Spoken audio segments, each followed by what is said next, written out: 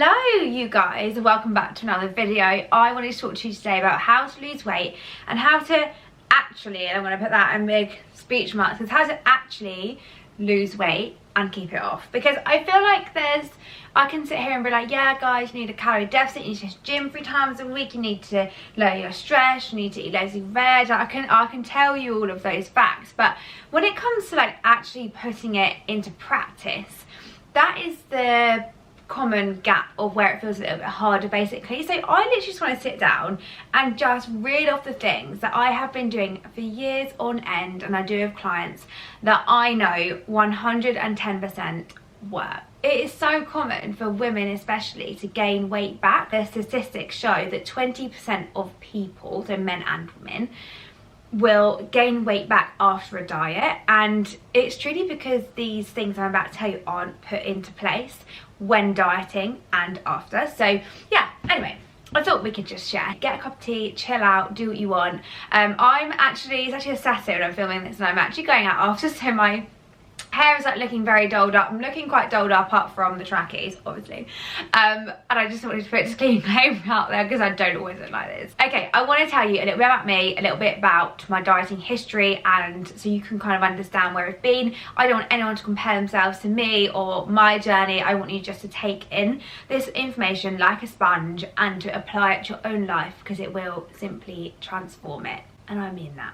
So I used to binge eat, basically. I was a dancer before, I was training professionally, I was always looking at myself in the mirror, body confidence was down, self-esteem was down, and I would just basically just eat my sorrows away. I was beating myself up like daily. I was punishing myself through doing fad diets, like having shake diets and things. I won't name brands, but yeah, but having shakes basically. I was doing loads of cardio from being at dance college. Every single day was all about what you look like, what you sound like, how your dancing was, and it was all just, you just never felt good enough in that environment, which didn't help with my emotional eating, with my stress, with my discomfort, with how I felt within myself. So everything was basically at an all-time low, and I was trying to be as clean as possible with my eating. I was trying to do even more exercise. I even thought about joining a gym when I was doing cardio for 8 hours a day most days, which is just ludicrous to me now. Like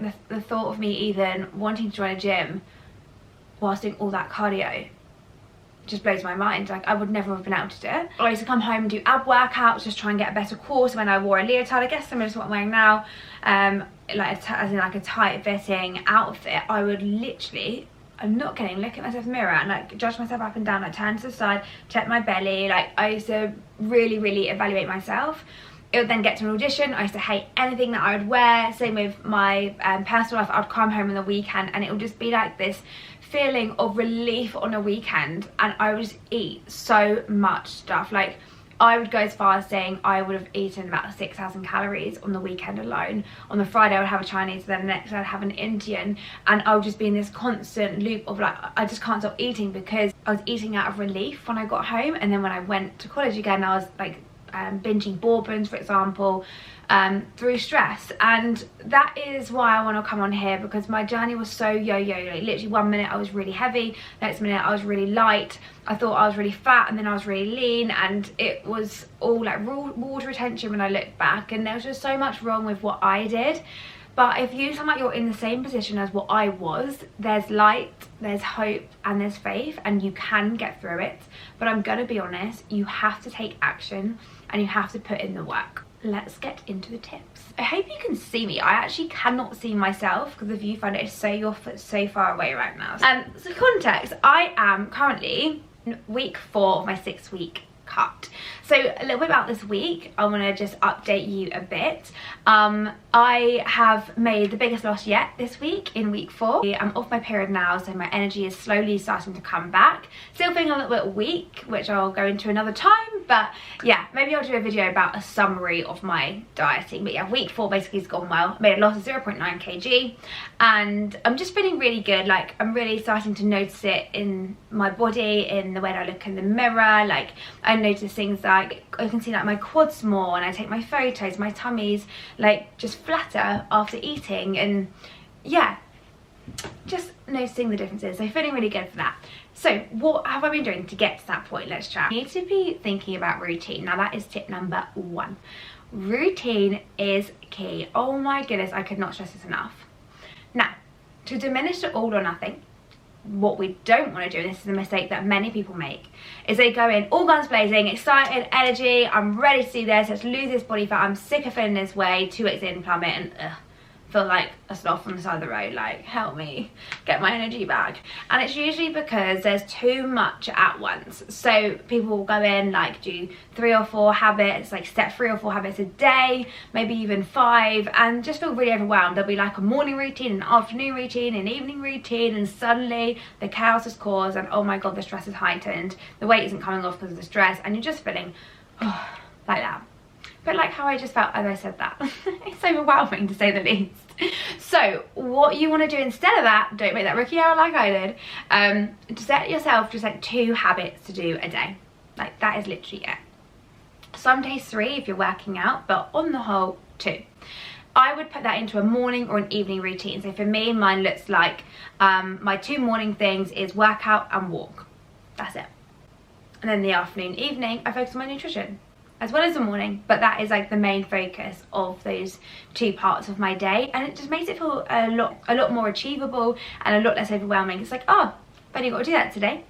The next thing I do as well, just like to add to the routine, is I will do like a tick list every morning.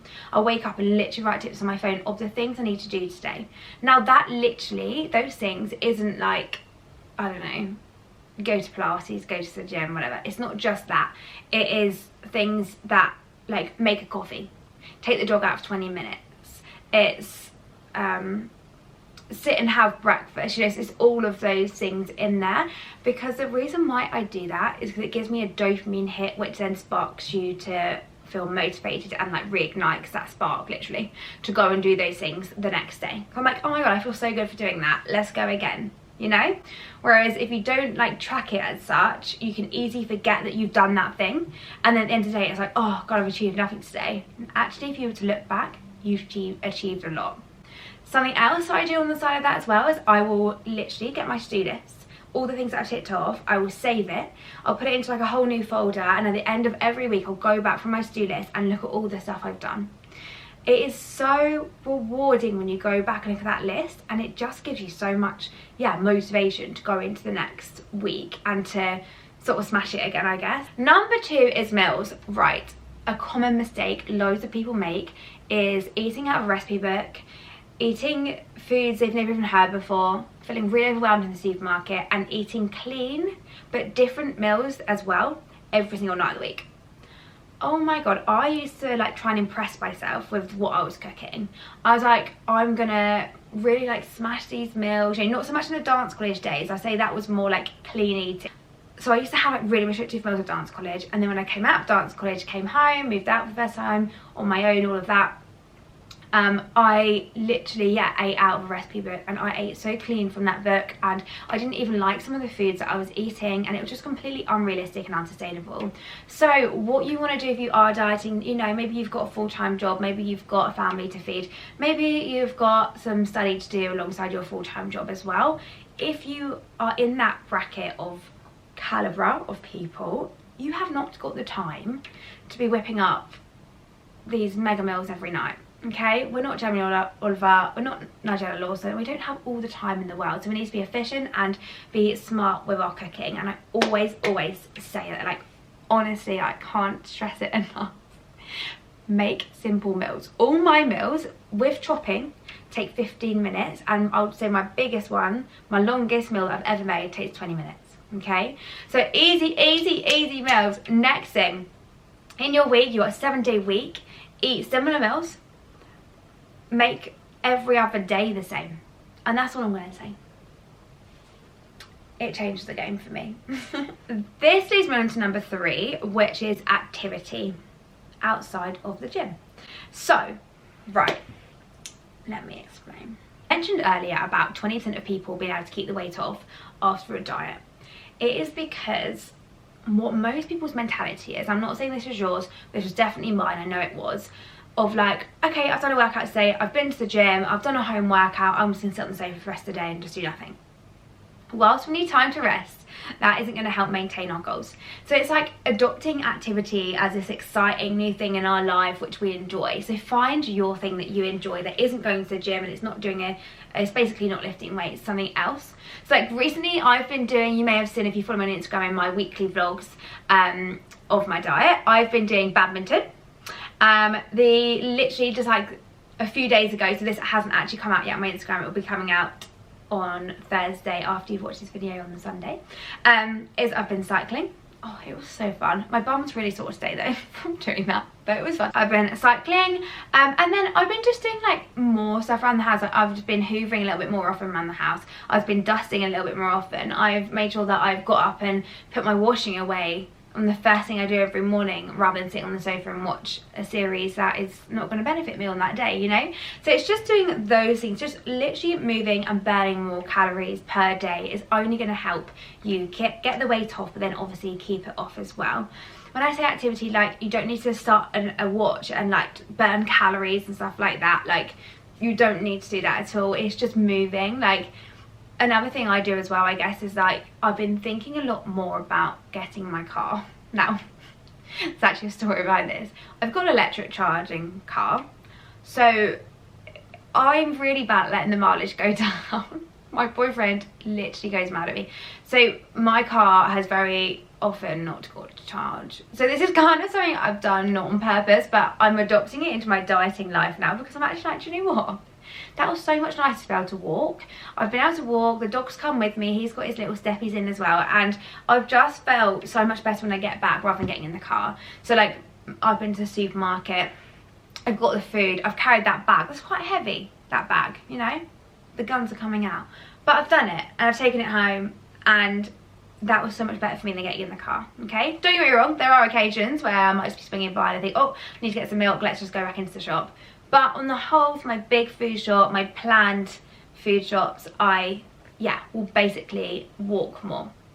So I guess if you're a countryside girly, you can still do this as well. Maybe you've got like a corner shop, maybe on your walk there's a place where you can get eggs from like a farm or something.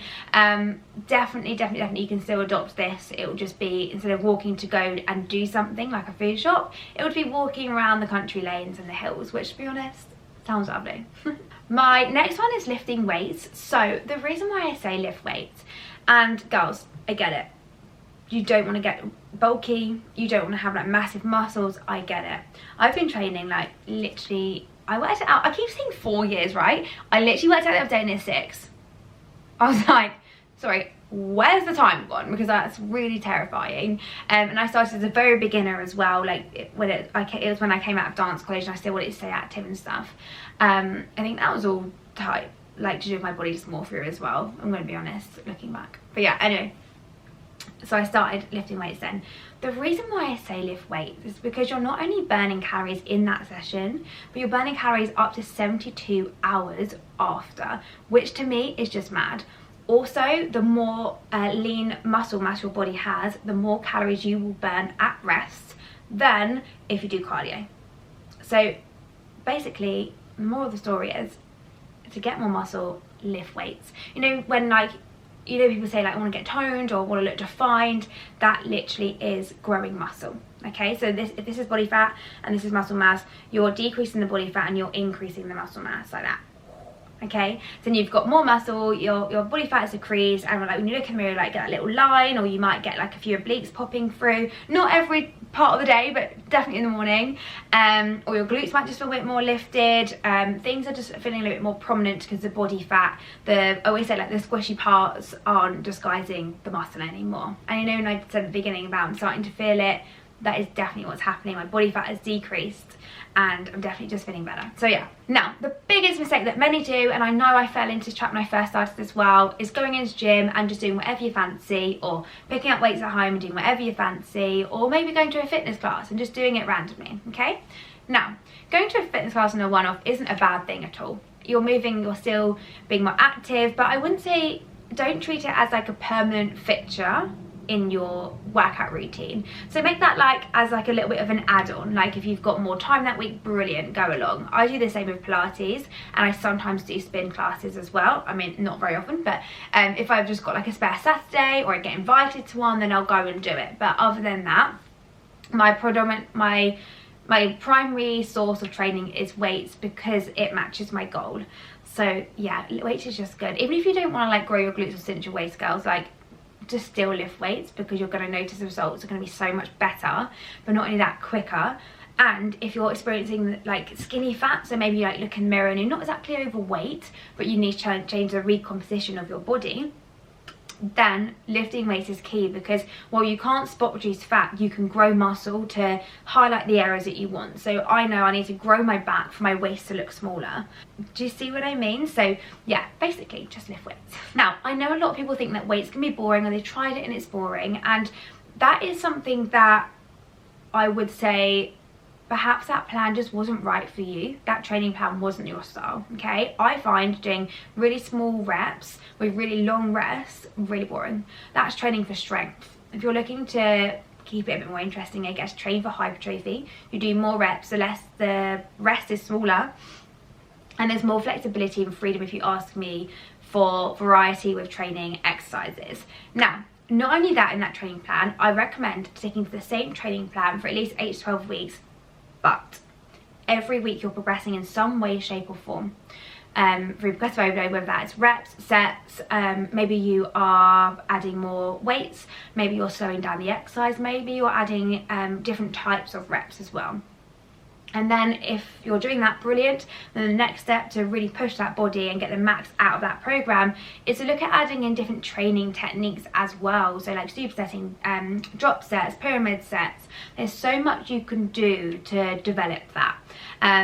But yeah, I've just taken one of my clients actually from like a hypertrophic rep range into still a hypertrophic rep range, but we're focusing more on like accumulation and getting her to really like max out those lifts, so she can literally lift as strong and as heavy as possible and not fatigue the muscle too much at the beginning of the workout. So yeah.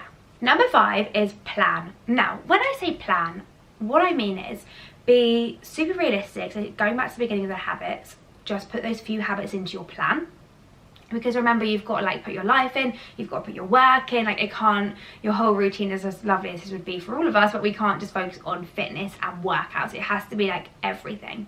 So just being like really realistic of that. So plan it out. I literally put everything into Google Calendar. Like, I love Google Calendar. Another thing I've started using as well is Grace Beverley's The Productivity Method, and it's so good. I'll leave the link down below for that if you haven't already got it. It is so good. It's very in detail, like very in detail, so get prepared to like open up and share, and it really will make you the most productive version of you. So yeah, I'll link that down there. It's on my TikTok, so I'll link it down.